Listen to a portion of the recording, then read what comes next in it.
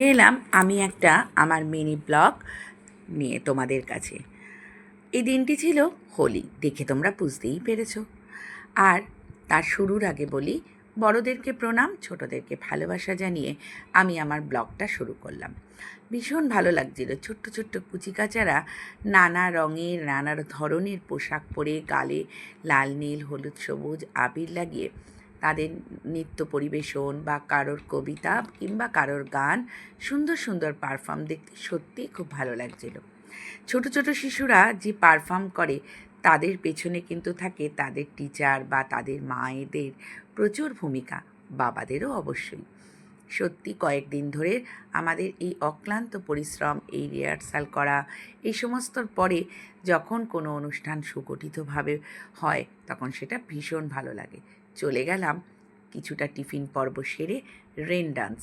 আমার এখানে হয় রেন ডান্স, মানে ওপর থেকে কালারিং সমস্ত জলগুলো পড়ে, আর এখানে বিভিন্ন মিউজিকটা তো আমি তোমাদের দিতে পারছি না, তার সাথে সাথে ডিজে চলছিল, সেখানে নাচ গান এসব হচ্ছে।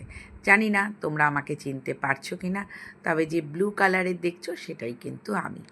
আমাদের এখানে এরকম কোনো ব্যাপার নেই যে ছেলেরা আলাদা বা মেয়েরা আলাদা বা বাচ্চারা আলাদা। প্রত্যেকটা দাদা বা যারা আমাদের বড় দিদিরা সবাই মিলে, প্রত্যেকের হাজবেন্ড বা তাদের ওয়াইফ বা তাদের ছেলে মেয়েরা, আমরা সবাই একসাথে ভীষণ আন্তরিকতার সাথে এই আনন্দগুলোকে উপভোগ করি। প্রায় 2 থেকে 3 ঘন্টা এখানে এত সুন্দর আনন্দ করেছি, রং খেলেছি, কি বলবো। প্রত্যেক বছর আমরা এই দিনটার জন্য অপেক্ষা করি, এই মুহূর্তটা। সঙ্গে ছিল বিভিন্ন রকমের ঠান্ডা, মানে বিভিন্ন ধরনের শরবত, ঘোল, লেবুর জল, বিভিন্ন রকমের। কারণ রেন ডান্স করতে করতে অনেক সময় গলাটা খুব শুকিয়ে আসে, কারণ এক নাগাড়ে তারপর আবির খেললেও শরীরটা তো বেশ ক্লান্ত। তবে হ্যাঁ, আমাদের এখানে কিন্তু আবিরটা একদম আলাদা এক ধরনের আবির আসে, যে আবিরটা দিয়ে আমরা খেলি, কারণ প্রচুর ছোট ছোট শিশুরা এখানে কিন্তু আবির খেলে আমাদের সাথে, প্রত্যেকেরই বাচ্চারা। তাই তাদের যাতে কোনো রকমের অসুবিধে না হয়, কোনো রকমের শারীরিক প্রবলেম না হয়, সেই জন্য আমরা আবিরটার প্রতি ভীষণ যত্নশীল। তাই বেশ অনেকটা মুহূর্ত তোমাদের সাথে শেয়ার করলাম। জানি না তোমাদের কেমন লাগবে আমার এই ভিডিওটা, একটু অন্য ধরনের, হয়তো আশা করি তোমাদেরও ভালো লাগবে। দেখো কীরকম, কোনো নাচের বাবা মা বলে কিছু নেই, নাচ করা নিয়েই কথা। আসলে আনন্দটাকে আনন্দের মতন করে বন্ধুদের সাথে উপভোগ করাটাই হচ্ছে একটা বড় জিনিস। আর আমাদের এখানে বন্ধুত্বটা সত্যিই খুব সুন্দর।